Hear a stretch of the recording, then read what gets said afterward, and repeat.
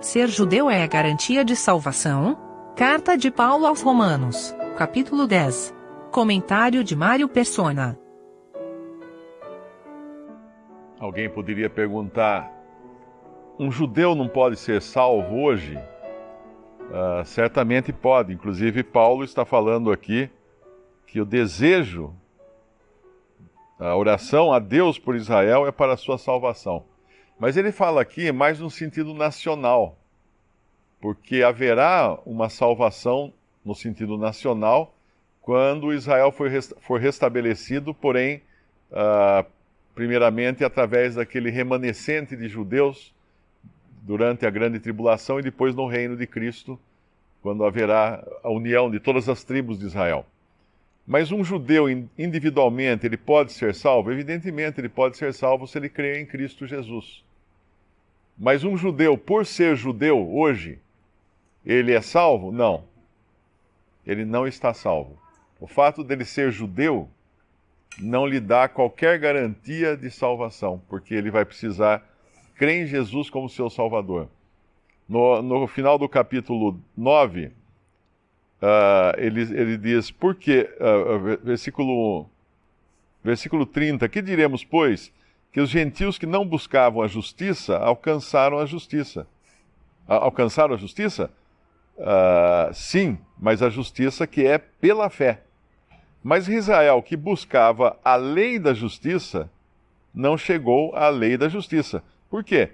Porque não foi pela fé, mas como que pelas obras da lei, tropeçaram na pedra de tropeço. Como está escrito, eis que eu ponho em Sião uma pedra de tropeço e uma rocha de escândalo, e todo aquele que crer nela não será confundido. E eles não creem nessa rocha. Um judeu não crê em Jesus Cristo como seu Salvador. Então não há e nem pode haver salvação para ele, porque ele ainda busca a justiça pela lei e ele ainda busca a justiça própria, que não é pela fé. Não é pela fé. Tem um artigo interessante do autor chamado Wollstone. Ele fala sobre os verdadeiros adoradores, e ali ele diz que apenas um verdadeiro adorador pode hoje adorar a Deus. E essa questão surge também da pergunta se um judeu hoje, com toda a sua religiosidade, com toda a sua fidelidade, de ficar ali na frente daquele muro, fazendo as suas orações lá em Jerusalém, acaso ele poderia adorar a Deus? Ele estaria adorando a Deus? Não, ele não pode adorar a Deus. Por mais que ele faça cerimônias, celebrações, ele não adora a Deus. E nenhum homem pode adorar a Deus, a não ser um que tenha sido salvo pelo Senhor Jesus Cristo. Parece difícil ou duro a gente ouvir isso, que ninguém pode... então aquele sujeito lá no meio da selva não está adorando a Deus? Não, não está. Mas e o meu primo, que ele não é cristão, mas pessoa muito boa, faz muitas orações, ele não está adorando a Deus. E para a gente entender isso, em João capítulo 4, o Senhor fala dos judeus que eles adoravam em verdade, efetivamente, no judaísmo. Ainda que nem todos adorassem em espírito, mas eles adoravam em verdade, porque o Senhor Jesus não iria dar respaldo a um sistema de adoração se ele não estivesse fundamentado na verdade. E ele deu respaldo ao sistema de adoração do judaísmo, tanto é que ele expulsou os vendilhões do templo, porque ele reconhecia que ali era a casa de Deus, que Deus havia colocado o seu nome ali. Ele, quando curava alguém, ele mandava apresentar seus sacerdotes para fazer os sacrifícios que a lei exigia. Ele mandava as pessoas darem o dízimo, levarem o dízimo até lá os sacerdotes. Então, tudo ele fazia de acordo com a lei, porque afinal de contas ele tinha instituído a lei. Mas a adoração iria mudar completamente a partir daquele momento, porque não iriam mais adorar em Jerusalém, não iriam mais adorar em um templo, não iriam mais... Aí o versículo, capítulo 4 de João, fala assim, versículo 21. A mulher fala no versículo 20 que nossos pais, os samaritanos, adoraram neste monte, e vós dizeis que é em Jerusalém o lugar onde se deve adorar. Samaritanos eram gentios que tinham sido trazidos para ocupar o lugar dos israelitas que haviam abandonado, sido levados para fora da terra, num exílio, e esses gentios vieram morar em Samaria, foram ensinados no judaísmo, adotaram o judaísmo como sua religião, porém mudaram muitas coisas, inclusive o lugar de adoração deles era diferente. Então, por isso que ela fala, nós adoramos nesse monte, e vós dizeis que em Jerusalém é o lugar onde se deve adorar. Versículo 21, disse Jesus, mulher, crê-me, que a hora vem em que nem neste monte, nem em Jerusalém adorareis o Pai, vós adorais o que não sabeis, nós adoramos o que sabemos, porque a salvação vem dos judeus. Mas, esse mas aqui muda tudo. Mas a hora vem, e agora é, em que os verdadeiros adoradores adorarão o Pai em espírito e em verdade, porque o Pai procura a tais que assim o adorem. Deus é espírito e importa que os que o adorem em espírito e em verdade. Agora, um ponto aqui importante. Esses verdadeiros adoradores, além de serem verdadeiros adoradores, considerados por Deus como verdadeiros adoradores, eles iriam adorar o Pai. E aos judeus, Deus nunca se revelou como Pai para ser adorado como Pai. Eles adoravam a Deus, Jeová, mas nunca como Pai. E o Senhor Jesus foi quem revelou a eles, aos seus discípulos, a respeito do Pai. E a adoração hoje é feita ao Pai. Nós adoramos o Pai. O Pai procura a tais que assim o adorem. Adoramos o Pai. E adoramos o Pai por meio de Jesus Cristo. E adoramos o Pai porque podemos ser hoje verdadeiros adoradores, porque a nossa adoração não está fundamentada na justiça que vem da lei, das obras da lei, mas na justiça que vem da fé. E, obviamente, no Espírito Santo que temos hoje em nós e que nos leva a essa adoração. Então é impossível uma pessoa que não tenha sido salva por Cristo na presente dispensação adorar a Deus Pai de qualquer maneira, porque ela precisa primeiro ter o Espírito Santo em si e ela precisa também ter tido a salvação pela fé em Cristo. O interessante desse artigo do Woolston é que ele mostra uma diferença entre o que é ação de graças e adoração. Eu achei muito interessante o exemplo que ele deu. Ação de graças é quando você faz algo com o coração cheio de gratidão por algo que você recebeu. Obviamente, nós fazemos ações de graças, nós vamos celebrar a ceia do Senhor hoje aqui, dando graças ao Pai por ter enviado o Senhor Jesus para nos salvar, ter morrido por nós. Mas a adoração, aí ele coloca como uma coisa diferente. A adoração não é resultado de algo que você recebeu.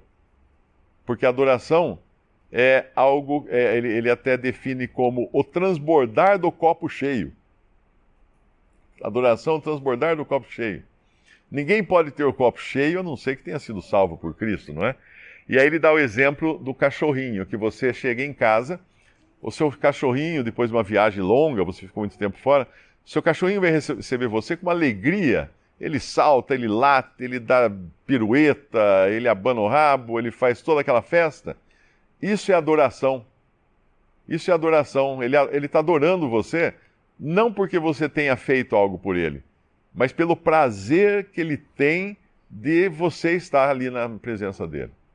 Ele está transbordando um copo cheio. E isso, obviamente, uma pessoa que ainda não tem a certeza de vida eterna, ela não tem essa liberdade. Uma pessoa que não tem o Espírito Santo não tem essa liberdade. Uma pessoa que não conhece a Jesus como seu Salvador e não sabe que ele foi feito por Deus, justiça por nós, ela estará ainda buscando a sua própria justiça em obras da lei, ou em obras de regras, ou em religiosidade, ou qualquer coisa. E aqui nós encontramos então os judeus nessa triste situação, que Paulo fala: irmãos, o bom desejo do meu coração e a oração a Deus por Israel é para a sua salvação, porque lhes dou testemunho de que têm zelo de Deus mas não com entendimento, porquanto, não conhecendo a justiça de Deus e procurando estabelecer a sua própria justiça, não se sujeitaram à justiça de Deus, porque o fim da lei é Cristo, para a justiça de todo aquele que crê. Sem Cristo não pode haver justiça para todo aquele que crê. E sem crer em Cristo, não pode haver justiça. Portanto, não pode ser um adorador, além de não poder ser um salvo. Ainda que tenha toda a parafernália do judaísmo, ainda que tenha todo aquele aparato, e aqui eu não sei quando foi escrita essa carta, mas eu acredito que ainda estava em pé o templo de Jerusalém, ou não sei se algum irmão sabe dizer, acho que ainda estava em pé o templo, porque o ano foi só no ano 70, né? E essa carta é 60. Essa carta é? 60. Do ano 60, então o templo ainda estava em pé. Então uma pessoa que chegasse naquele templo suntuoso, de pedras imensas, que até hoje os arqueólogos não sabem como é que conseguiram transportar as pedras que hoje restaram no alicerce, e olhasse aquele templo, e entrasse naquele templo que ele era revestido de madeira, e por cima da madeira, folhas de ouro. Então era uma visão tremenda. Quem entrasse era como entrar num porta-joias, num porta-joias gigante. Uma pessoa que entrasse ali, com todos aqueles sacerdotes paramentados, com todos aqueles utensílios de ouro, todo aquele ritual, aquele incenso, ela podia falar assim, uau, isso aqui é adoração a Deus. E não era. E não era nada. Era tão vazio quanto você entrar numa catedral gótica na Europa, com aqueles vitrais, aquela luz passando, que parece que dá a sensação de que você chegou ao céu, e não é nada. Não tem nada ali, não tem nada de adoração a Deus ali. É um monte de pedra decorada com vidro e só. Não tem nada. A única pessoa que pode adorar a Deus é o cristão hoje. Ainda que ele não esteja em lugar nenhum, ele esteja sentado numa cadeira, ou então deitado no fundo de uma masmorra, com seus pés presos por correntes, como estavam Paulo e Silas, antes de serem libertos ali de maneira milagrosa por Deus. Que privilégio esse que tem o cristão hoje, e o judeu não tem. E que triste é nós vermos hoje, principalmente com internet, que agora divulga muito rápido as coisas, cristãos abandonando a sua posição privilegiada de serem verdadeiros adoradores e adotarem para si todo o ritual judaico. Então você vê aquelas pessoas colocando aqueles paramentos, pondo um castiçal de lâmpadas igual ao dos judeus, falando hebraico na hora da adoração, porque acha que assim Deus vai entender o que eles estão falando. É tudo totalmente absurdo. É uma pessoa que está sentada numa pilha de ouro e de repente começa a lidar com barro. Ela não percebeu o quanto existe de privilégio em ser cristão, em ter a fé em Jesus Cristo e ser um verdadeiro adorador, e não um só cerimonialista, como são os judeus hoje. Quando a gente vê notícias no jornal, entrevistas na televisão, de pessoas que foram afetadas por crimes, por problemas desse tipo, e nós vemos que elas pedem por justiça. A gente vê às vezes uma mãe que o filho foi morto, e aí o entrevistador pergunta para ela o que ela está querendo. Ela fala, não, eu quero que tenha, não vai trazer de volta nada, mas eu quero que tenha justiça. Eu quero que seja feita justiça. A justiça é o culpado ser preso e condenado. Essa é a justiça. Isso nos ajuda a entender quando a Bíblia fala de justiça. Porque nós não vamos encontrar justiça na lei, porque a lei só nos condena. Nós não vamos encontrar justiça nas obras da lei que nós praticamos, porque nós nunca vamos praticar as obras da lei 100%. Então, nós sempre seremos injustos na nossa maneira de agir. Não haverá justiça. Seria como se a polícia prendesse o ladrão e desse uma multa, o assassino do filho dessa mulher, desse uma multa para ele e soltasse no dia seguinte. Ela ia falar assim, não, mas estou decepcionada com a justiça. Não, mas a gente aplicou a justiça, mas não a justiça que devia ser aplicada. Agora, o que é a justiça realmente para o crente? A justiça do crente é Cristo. É o próprio Senhor. Lá em 1 Coríntios capítulo 1, versículo 29, diz assim: para que nenhuma carne se glorie perante ele, mas vós sois dele, de Deus, em Jesus Cristo, o qual para nós foi feito por Deus sabedoria e justiça e santificação e redenção, para que, como está escrito, aquele que se gloria, glorie-se no Senhor. Então nós não vamos ter justiça a não ser em Cristo. E se nós não temos a Cristo, nós não podemos ser considerados justificados ou cobertos pela justiça de Deus, porque ela foi feita em Cristo. Quando ele foi feito pecado por nós na cruz, Deus o julgou ali, derramou sobre ele toda a condenação possível contra o pecado, para que nós, se fôssemos aquela mãe que exige justiça, pudéssemos dizer assim: eu estou satisfeito porque foi feita a justiça.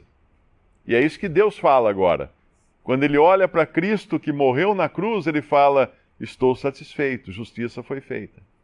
E acaso não é isso que o próprio Senhor fala lá em Isaías capítulo 53, quando ele fala assim: ele verá o trabalho da sua alma, ficará satisfeito.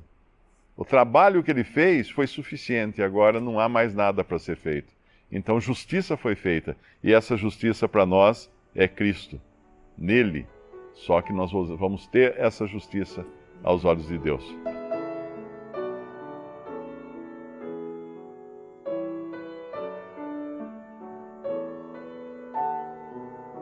Visite Respondi.com.br. Visite também 3minutos.net.